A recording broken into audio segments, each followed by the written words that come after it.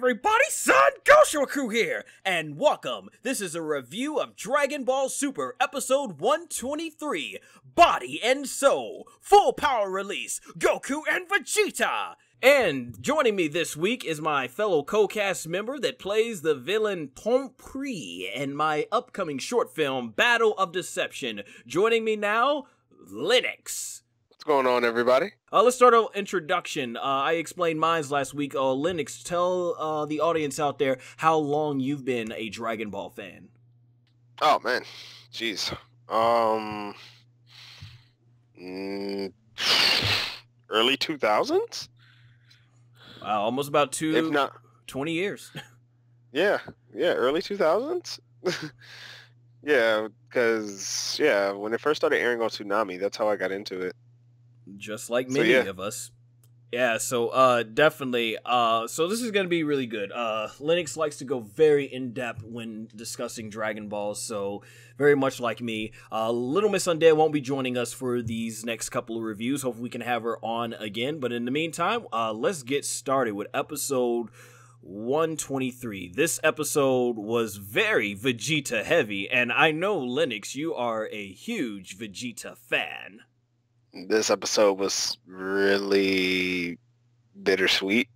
Oh, bittersweet. Okay, we're gonna get it. I think you actually told me about that in the next episode that we're gonna be doing. But we'll get to 124 later. We're doing 123 right now. Both of them were, but I'll explain why for both. So yeah, I guess most of this, the first part of this fight, the first part of this episode is mostly based on Dispo and Frieza. So I see there was a cool line where Dispo's like, "That's the power of Dispo-sama! The Pride Troopers had enough!"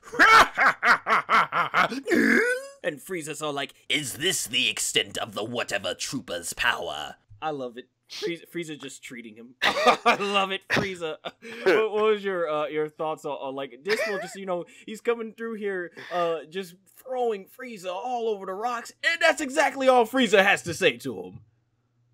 It's funny because before we even got to that part, if you remember when they had their little stare down, like I want to say it was like toward the middle of the episode before this one, and Frieza tells Dispo,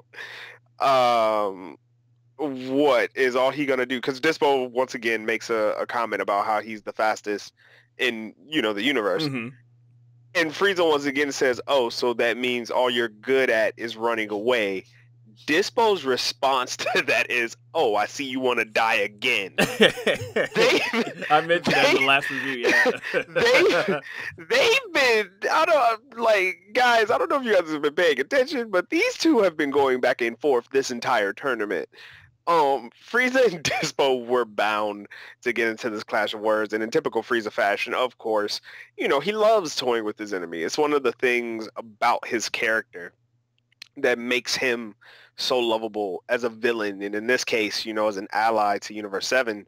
So, yeah, I was expecting it. I was expecting the witty Frieza comments. I was expecting, especially the, we'll get into later when we're talking about episode 124, his rebuttal to Dispo after the deal.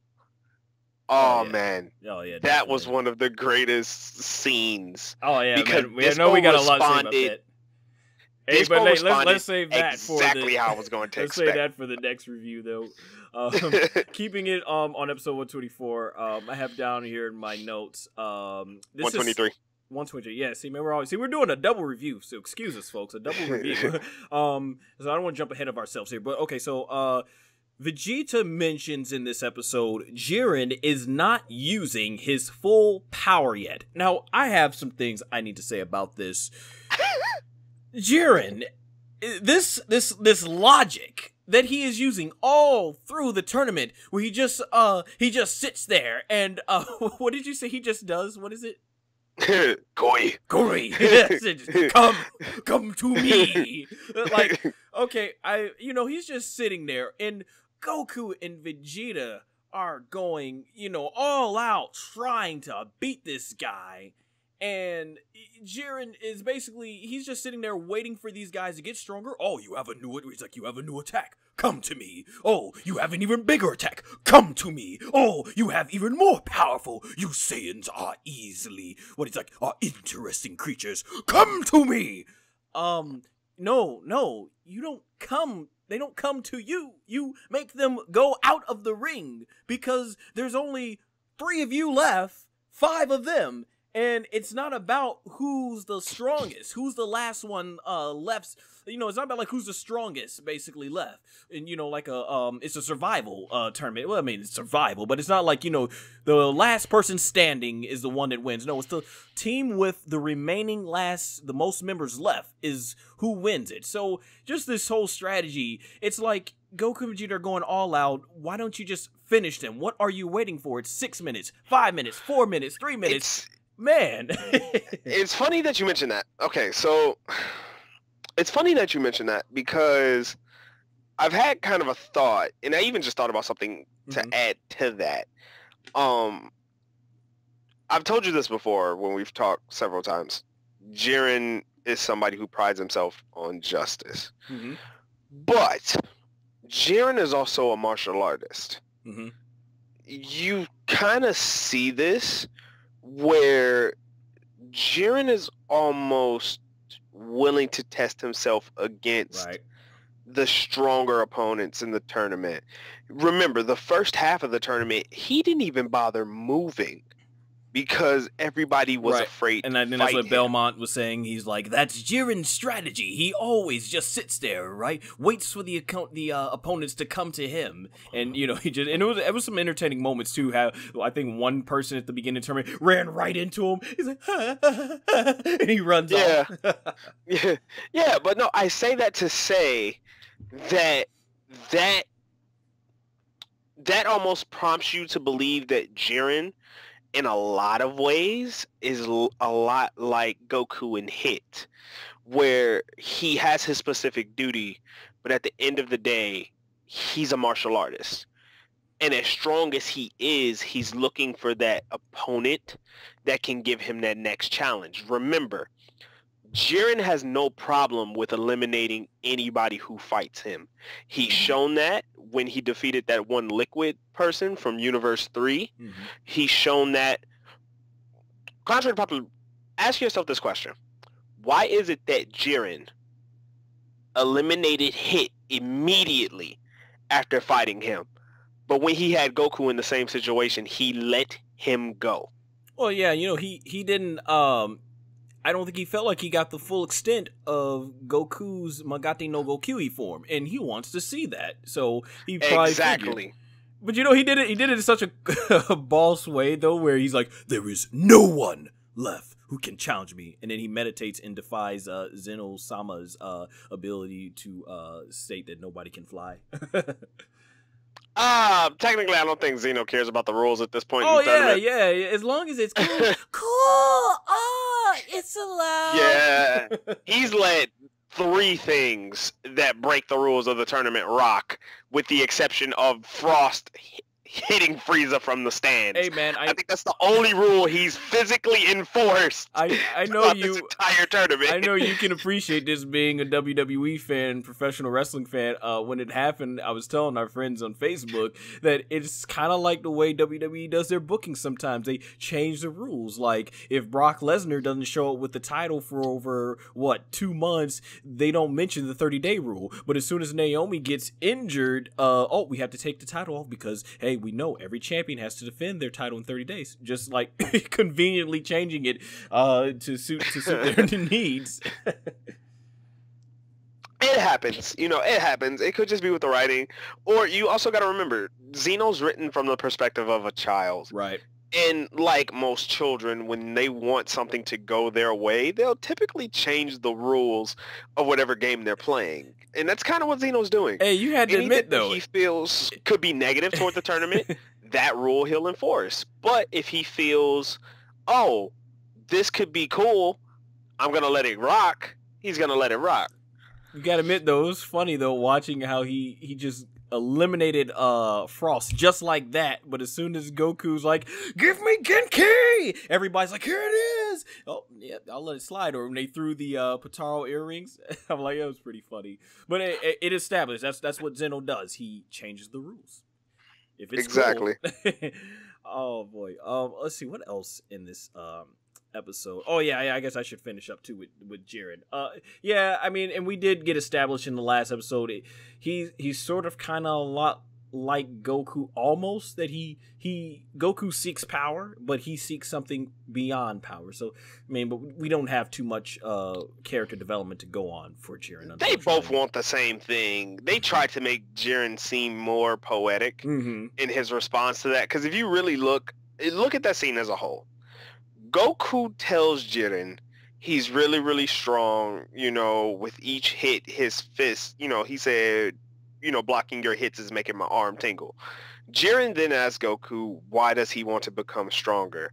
Goku tells him, I don't really have a specific reason. I just want to become stronger. Jiren, why is it you want to become strong? Jiren tells him, it's not that I want to become strong. I seek what is beyond strength. Goku nods his head in approval and says, we are the same, as they continue fighting.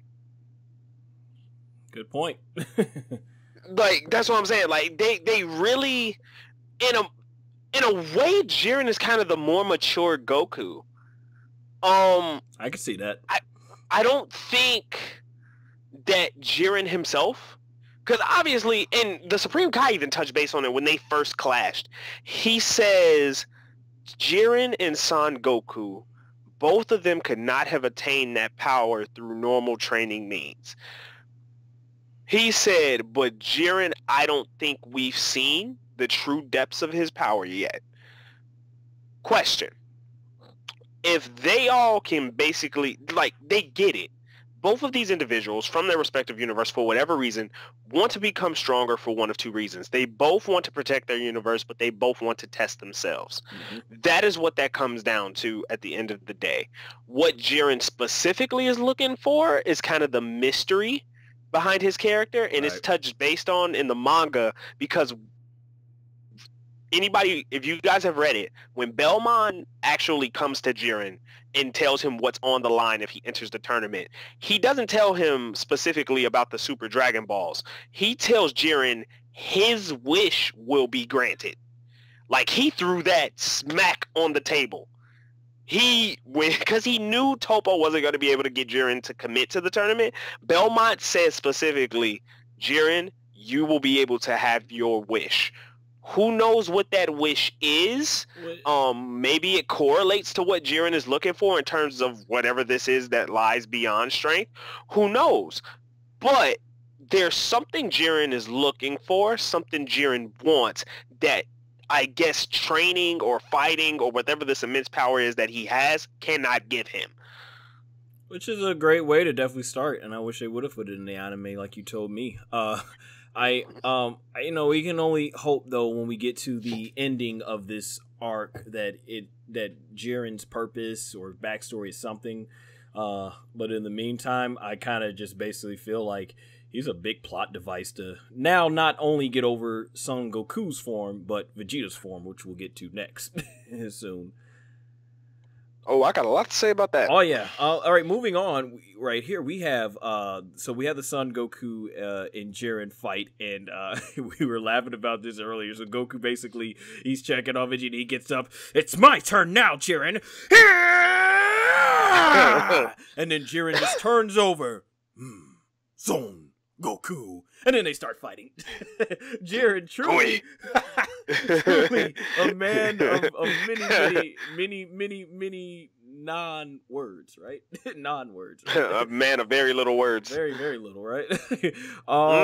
So yeah, they do some fighting. So now in this fight, basically, it's not a lot of dialogue, and I feel like this focus on you. It's been said a lot of time, and a lot of people have issues. They feel like Goku is totally exaggerated to be stupid in terms of his personality and Dragon Ball Super. And we've always known Goku. He's not book smart, but he's not dumb either. And his biggest amount of being smart is when it comes to the battlefield. He's a genius on the battlefield. And I feel like we saw a lot of this here. The way he plants his energy landmines against Jiren, and it was really cool seeing him break out Kruden's Kienzine, and I loved it when he throws it at Jiren catches it and throws it back to him, and when he gets nearly out of the he gets nearly off the platform, we see Goku bring back the Kienzine, slice up the rocks basically, or the portion of the platform, and Jiren falls, and I love it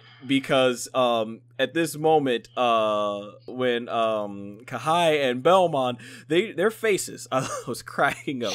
Their faces go from 0 to 100 quick. Ah, Jiren!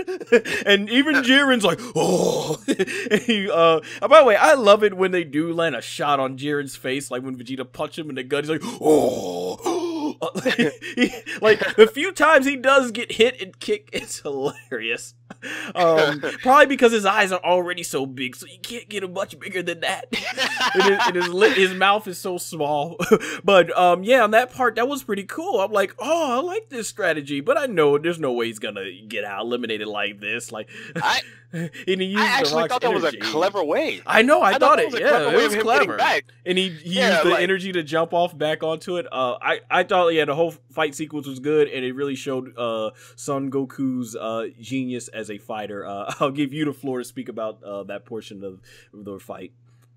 Well, no, it's interesting to see how much Goku has matured as a fighter. Mm-hmm. You know, I like the fact that they're not just having him stick to his beat 'em up style. And we've seen, you know, brief instances of strategy from Goku, more commonly so in Vegeta, but you do see it from Goku.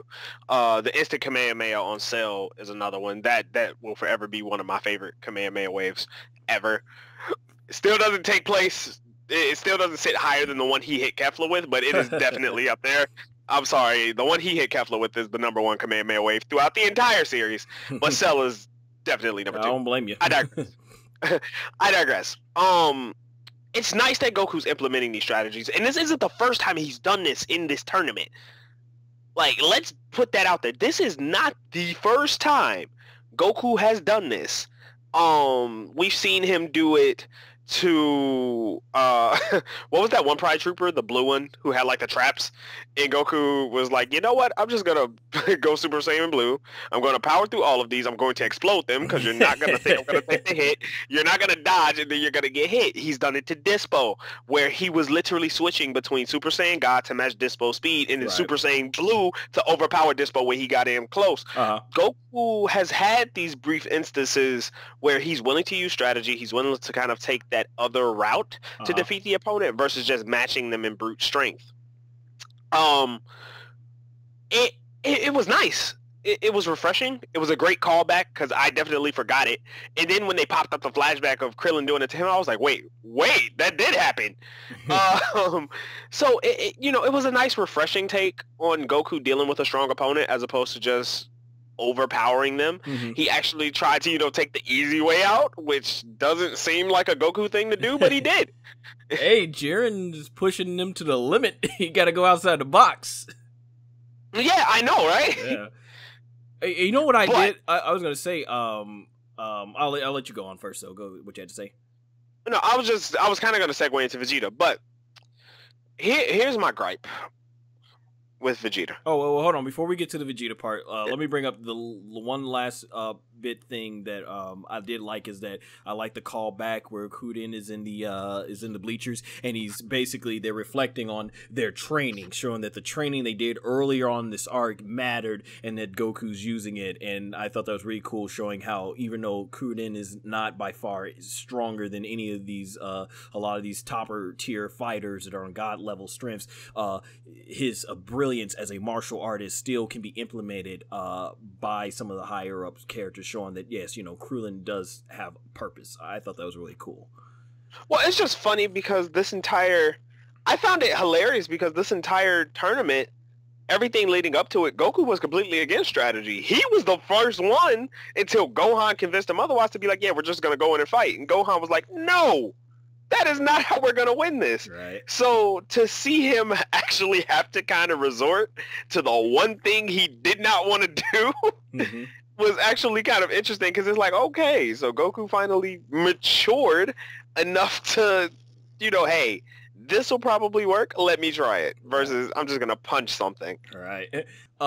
When Jiren recovers, Goku's blue landmines are just being stepped on him as he walks right through it, and Jiren just powers up, and you're like, oh my gosh, he is mad. He is going to mess Goku up, and he does a barrage of punches on Son Goku. And the thing about this is Son Goku, he has this part where he's like, he gets almost scared, or he's like just so taken back that he falls out of his Super Saiyan Blue form into normal and just gets murked by Jiren's punches, and one of them goes right past his cheek, and it could have ended him. I was like, wow, what a way to really get over Jiren's strength, to put Goku in that type of state. What did you think about it? It's not even that. It's even followed up by the Kaioshin of his world's line when he says, Krillin asks, what type of energy blast was that?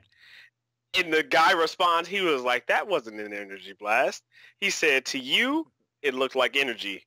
But to Jiren, it was a simple punch. And I was like, what? And then that dramatic classic Dragon Ball reaction. yeah. Even Beer, I love the look, because even Beerus was like, wait, what? Like, what? Oh yeah, I mean, I've loved Beerus' reactions all through this. I think one of those, they were trying to make an emotional scene when Champa died, from getting erased, and unfortunately they did not follow up on that till now. They still haven't followed up on his reaction. Like it looked like he wanted to show emotion but couldn't, because he has so much pride in himself. And I liked when that part where it was like I was like, oh man, it was kind of an emotional moment when he thought that may have been the end of Goku from the Genki Dama, and he's like, I knew he just can't end like that. I forget the actual line, but he says something along those lines, like he knows he has more than that. Like there's no way he can end like that. So I've really enjoyed. You're seeing how Beerus has gotten really attached to Universe 6. Oh, it is. Once again, it's wonderful. It's that teacher mentee. It's that teacher mentee mentality in Universe 7, not 6. Yeah, it is Universe 7. My bad. I'm getting all these universes mixed up. But you know, he's just, remember, they've been training with him for how long? Like, it's one of those things probably like, about a year now, a little year and a half, which is kind of almost a retcon, because I think what Bulma said that they haven't seen Goku in 5 years, but I think it's like almost 4.5 years now before we get to the ending of DBZ. But it is what it is. It's Dragon Ball for you folks. Yeah. Time means nothing in Dragon Ball. Right. But I get what you're saying. It's just that whole that mentor mentality that's kind of taking effect on them. Yeah. And hey, Beerus is a cat, and I own a cat, and I'm pretty sure for all you other cat lovers out there, if you feed the cat, they will love you forever. They feed Beerus well. He might not look like he's fed well, but he eats well.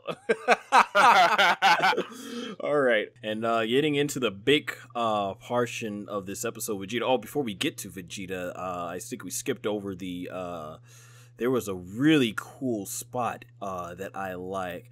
Yeah, I tend to use a lot of professional wrestling terminologies when talking about these fights. But yeah, it's when Son Gohan shoots the Kamehameha towards Toppo, if I remember right. And 17, which they've been going to a lot. 17 uses the energy barrier? Yeah, he uses the barrier, and I'm like, what are they trying to do? And then it's like, oh, 17. I'm like, Lapis, Junagano, or whatever you want to call him. He's trapping Toppo in the barrier with him so that Gohan can try and push them both off the stage of sacrifice. I loved it. Another clever brilliance. I like that. That is the nice thing, that we have been seeing a lot of more strategic, a lot more strategy going into these fights, as opposed to just huge power ups. So I love that spot. It didn't work, of course, because obviously Toppo and his magnificent mustache. is not gonna work. He super gut checked 17 to get out of that bubble. He hit that man 3 good times. Let me out. But speaking of 17, who you already know, I'm a huge. Oh yeah, man, this had to be huge for you, and we'll talk about in the next review. Troyama's giving this man a lot of love for. Oh man, yeah, I was about to say you already know why I'm happy because of this last episode. Oh man, this last 17 has had some of the best moments in this tournament. Mm-hmm. From the elimination on the 2 girls from Universe, what was it, 4? Mm-hmm. 4 or 5, Universe 5, I think. From the 2 eliminations on them to that one match he had with that ridiculous mech, which he was the only one smart enough to find the weakness in that, which was great. He had the epic finish similar to how Son Goku finished off Piccolo Daimon when he beat the big monster Aniraza. And the animation was so epic during that. I love the way they animated that and shaded it. That was gorgeous. Deadly gorgeous, literally. 17 has had some really, really, really good moments. But this poses an interesting question. How strong is 17? How strong has he become? Because if we remember correctly, in both the manga and the anime, when Goku fights him, Goku tells 17, because as they're fighting, 17 is basically getting the better of Goku. Goku goes Super Saiyan Blue. Goku tells 17, I had no intention of using this. So 17, who was a human, we do know he's an android, so there's, mechanical parts to his body. He is able to get stronger. 17 even says himself, he was like, I haven't just been sitting out in the woods all this time. So the androids do have this ability to get stronger, but then there's another layer to that. Even though they can get stronger, they don't get weaker. They don't get tired. Mm-hmm. So this is the question that I want to pose. How strong has 17 gotten? And on top of that, how can he get stronger? And I'll tell you. Oh, go ahead. No, just because this next match is highly centered around Topo. I'm curious to see how that battle is going to go. Well, hey, let's save that part for the next part of the review. But but staying on 17, when it comes to Mr. Junago, no, I more so my question. Go. That is 18. 17 is it? Yes, 17 is Junagano, 18 is Juhachigo, and they're both Jinsgo Negan. Oh yeah.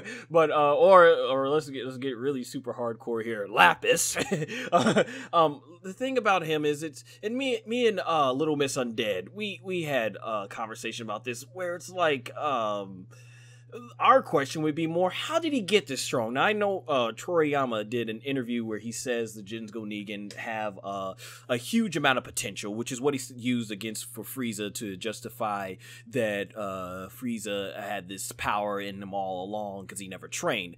But we look back and shake our heads because it's like, in the Majin Buu saga, when Buu blew up the Earth, and I think Dragon Ball Super roughly takes place about 5 years after Goku kills Kid Buu, 5 years before he faces Oob at the Tenkaichi Budokai. And the thing about this is like, it's just so hard to believe that Lapis got that strong to match Super Saiyan Blue level Goku. Super Saiyan Blue, for those of you that follow the Funimation dub. Just by training on Earth, it's just that whole thing how we saw Goku and Vegeta for years do all these different trainings in different gravities, or using the Room of Spirit and Time, the hyperbolic time chamber, as it's known in the Funimation dub. Just all or that. Like I like to call it Vegeta's room. Yes. It is Vegeta's. It is. Hey, you know, how does a professional wrestler WWE page like to say, "This is my house"? Vegeta might as well go to the room and tell, "Hey, Popo, this is my house now." Basically, the thing is though, it's like it's hard to believe that he got that strong just by basic training on Earth. Like even Goku and Vegeta had to go to Whis' world to get new higher level god power. So it's like, man, it's like it's hard to believe. It just feels like this was written as just one big plot convenience. Like we're gonna bring 17 back, but we need to make him stronger to match up all the other characters, and it's like, but well, at the same time, at least we are getting a lot of cool moments with him. I'm not completely against this for him in particular, because there was already hinted at that there were different like tiers when it came to the androids. Nobody realized 16 was as strong as he was. And then at the same time, 17, before Cell popped up on the scene, 18 and 16 collectively agreed he was the strongest out of them. Yeah, I remember that. Like 17 was the strongest android out of them. You know, so it's just one of those things. Like Cell was more properly equipped, and this is why this is weird, because it's weird to say how can he be stronger when 16 was able to beat Cell and Cell was able to, you know, Cell was giving 17 a hard time. Collectively, you got to remember, Jaro built Cell specifically to consume 17 and 18. So there's kind of an unfair advantage. Literally any and everything they could have hit Cell with, I'm pretty sure Cell was already kind of programmed to kind of block and how to deal with. So it's almost a little unfair to just, you know, to put Cell kind of in that category of, you know, you can't really use that in terms of measuring power, in my opinion. Because I almost feel like Cell was programmed to be the counter to 17 and 18 just because he was built to consume them. 16 wasn't accounted for, and therefore he got bodied by 16. Right. I know they can get stronger. Like I imagine, because at the end of the day, the thing about it, and that's why a lot of people don't like that Funimation chose to call them androids, because from my understanding, an android is a 100% machine where designed to look like a human, whereas a cyborg is an actual human with cybernetic attachments, and that's what 17 and 18 are. So I definitely could understand why, yeah, they should be able to get stronger as humans and everything, and they have those cybernetic attachments that could definitely make them stronger than a 100% human like Yamucha, Teen Shinha, or Kuririn. So I understand that. It's just, it's so hard to believe in the Buu saga, just 5 years prior, roughly, 17, all we ever saw, he was like everyone else. He just came to give Goku some energy for the Genki Dama. And then 5 years later, like, where was he during Battle of Gods and like even Resurrection F? And then like all of a sudden 17 has this amount of godly power, and it's like, but you don't know his prowess as a fighter. It could be one of those things where he's probably just innately good at training, like Vegeta. Could be, but because before he got the tutelage of Whis, remember, Vegeta was basically able to kind of he was never able to catch Goku, but he was never that far behind.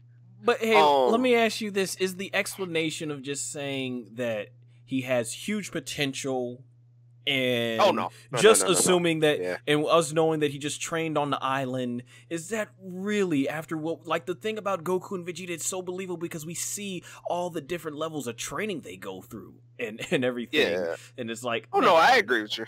I agree with you. Yeah, it's far fetched. I wish there was probably like a little bit more backstory. And Grant, I get what you're saying, but that's the thing, and as the case is with Dragon Ball, a lot, you know, fans have to come up with their own headcanon. It's like a lot of this can be easily explained with just one or two sentences, but but you know what? I'll take it. I know we can both agree that we love that 17 has been getting a lot of love from Toriyama in this. So like if you miss Lapis because we didn't get to see him at all after, because I always kind of felt like Juhachigo just ended up staying, you know, as a way to, to give Krillin, you know, a love interest and everything. And I felt like that's kind of why Toriyama brought her back in the story. Granted, he might have some interviews out there that I haven't seen yet if he went more in detail. So if anybody is aware of that, please definitely let me know in the comments. But it's cool after all these years to see Lapis just back in action. And I am very happy though that he has gotten a lot of big moments in this tournament. True. Yeah. Now let's move on. I am happy. Oh, go ahead. Yeah. Are we moving to Vegeta? I am happy that's been getting a lot of big moments. Oh, Vegeta? Vegeta. All right, yeah, let's get on to the last part of this episode because we've already gone beyond this beyond the episode. But that's why I call these review/discussions, because there's so much to talk about in the world of Dragon Ball. So I hope you guys are having fun, as much fun listening to this as we are discussing this. So yeah, we get to the moment where Vegeta breaks his limits. I wish I would have wrote down the quote he says. It looks like I forgot. But Kakarot can have his Ultra Instinct. I'll beat you in my own way. That was the previous episode. But yeah, that was a cool line.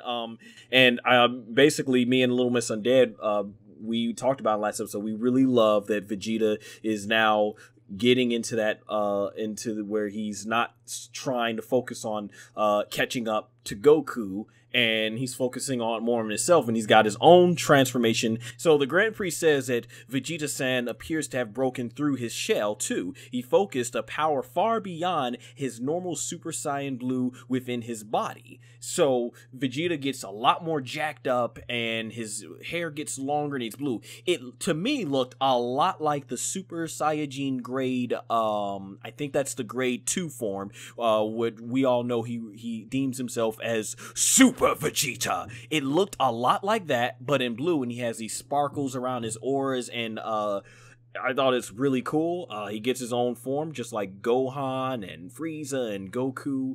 And Trunks. Yeah, well, in the manga, no, but in that arc, but that's another story for another day. Super Saiyan Rage, yeah, it made me rage. I'm trying to figure it out. Not that I didn't enjoy Trunks, but man, trying to figure that where that power comes from. That's a whole still one topic. of the coolest transformations in the Super series. Hey, it's cool. I'm not aesthetically bad. I'm not aesthetically trying to put it down, but a little explanation. That's all a Dragon Ball fan asks for. A little explanation. I literally, after I kind of came down from the fanboy high and I watched that episode like 2 more times, I was like, wait, so what's the premise of this transformation again? Because it's kind of no different than a Super Saiyan. Right. So what is this? Right. Yeah, but it literally looks like a Super Saiyan 2 transformation. Mixed with Super Saiyan Blue. He did. Yeah, mixed with Super Saiyan Blue, as if because he's half human, half Saiyan, he can only get half the power. Which would have been a perfectly fine explanation. But once again, it's up to us fans to make up the headcanon. Nothing's ever explained, so, or at least for that. But sticking forward on this episode, hopefully you guys don't think we've gone off the rail too much. Staying on topic here, so Goku and Vegeta attack Jiren, and they actually are pushing him back, and all the people of Universe 6 are like, oh, they're beating him now. Oh, like, no, he's not. No, he's not. The most uncoordinated attack ever. Yeah, they thought they were being coordinated. I love let me mention this. I love Whis' explanation. Well, yes, that's exactly why they were beating him. I was about to put that. Yeah, I got Whis down to saying Goku and Vegeta can't do a properly coordinated assault, but ironically, that's what's throwing Jiren off. All right, yeah. I love his explanation for that because it was immediately after Master Roshi and Tien said those two are actually working together. Right. And I love the fact that he shut that down immediately. Like, no, that's not why that's working. It's because they can't work together that this is happening. And you can see it. I love, shout outs to the animators too. Oh, yes, dude. See, this is why I love the look of confusion. This is why I love talking to you. The look of confusion on Jiren's face as he was fighting. Like, they visually animated him being confused as he was defending them. I noticed that and started cracking up. Hey, man, I'm glad you brought this up. We are in sync here. This is why I love speaking to you, because I actually did pause some of this in the animation transformation, and the way it's animated, I don't know if it was at the end of this episode or the next episode, but you actually see like when Vegeta attacks, Goku's arm is back getting ready to punch, and then when Goku punches, Vegeta's arm is back. So I'm like, oh, that is nice. Like, because if you paused it, they move so fast the way they animate these fights, but when you actually pause it, they actually draw Goku and Vegeta's attacks out of sync. I loved it. I thought that was brilliant on the animator's part. Excellent. Love it. Yeah, and then you coordinate that with just how Jiren's body is moving versus what we've seen. Like, nothing was clean about that animation. Even the look of, like, concern on his face, like, what is I being hit by right now? You know? Hey, that would make Jiren a little bit more interesting in that animation. That would make him a little more interesting. He was like, what am I being hit by right now? Oh, man. Like, yeah, so I really wanted to point that out, because that was... I was watching that and I was like, wow, that actually fits really, really well. Yeah, man, that was really good. Overall, I gotta be honest, overall I did really enjoy this episode a lot. There's the unsad, unfortunate is we talking about these power-ups in Dragon Ball. They come out, Super at least, they come out of nowhere. Like, not really explain how Vegeta gets knocked out and he's almost down for the count and he gets his whole power. I mean, like, how awesome would it have been going back to DBZ 20 plus years ago if after Cell knocked him out, Vegeta went Super Saiyan 2 out of nowhere. But, you know, back in Z was actually told a little bit better. Like, no, you have to actually attain his power. It's hard, but overall, yeah, man, I like the episode. And there's a little bit to Vegeta that I'm not. This is why that transformation didn't bother me in that regard. I get what you're saying, and I completely understand it. Until I thought about the context and how it happened. And you got to remember, up until that point, Vegeta used the Final Flash. And Final Flash for Vegeta, when he fully charges it, Vegeta puts everything into it. We've already been given the premise with Goku and the Spirit Bomb that Goku was able to surpass his limit because he threw everything at Jiren and he exhausted his body. Right. So that's this idea of you being able to kind of push your limit. So that's already established as what the next step is for them to get to that next level. So with Vegeta using the Final Flash prior to this transformation, it almost makes sense where it's like his body's depleted. He's kind of met the bare minimum requirements of, you know, needing to surpass his limit because he's capped already. You know, he's hit Jiren with everything. This isn't it. I'm going to literally dig deep, pull out the last of my energy, and it just so happened that his love for Kaba. Yes, that's the reason why I wish I would have wrote that line down. I was like, yeah, I love that. Was a huge, powerful moment for Vegeta's character, like just coming full circle from where he was in Dragon Ball Z, just seeing that he is fighting for, you know, other people for himself, and how much, you know, him and Kaba seem to have that mentor-student bond. Like, that was really cool moment for Vegeta, just so far from where he was in DBZ. And this, yes, that's one of the things I wanted to talk about with Vegeta. One of the best things that Dragon Ball Super has done, and I'm glad to have you on here too, because you mentioned to me a long time ago, long before Super was in existence, you felt the best character Toriyama Akira has ever written and the best backstory he ever did was Vegeta. And I am so happy that in Dragon Ball Super, Vegeta, they did not forget that after the Buu saga, Vegeta became a better person. And that's why I know there's been some fans out there that complain about, we see Vegeta into too many silly moments and all that stuff. But I love that it showed how Vegeta has changed as a person, and it shows, you know, how much of a family man he's become, and he's still focused on his training. I just love how Vegeta has been written, and I'm glad that this is not one of those continuity issues with Super, that they did keep Vegeta intact with where he left off at the end of DBZ heading into Super, and I'm glad we've been able to see that difference between who Vegeta was in Z and Super, and this scene really showed that, and that's one of the best things I love about Super so much. And I love it. What is your thoughts on that? Because I remember, right, you said that Toriyama Akira, that's the best character you thought he's ever written, right? Yeah, I still think it's the best character he's written. He's the most complete if we're talking about backstory and growth throughout the series. You see Vegeta in every single instance that you could put a character in.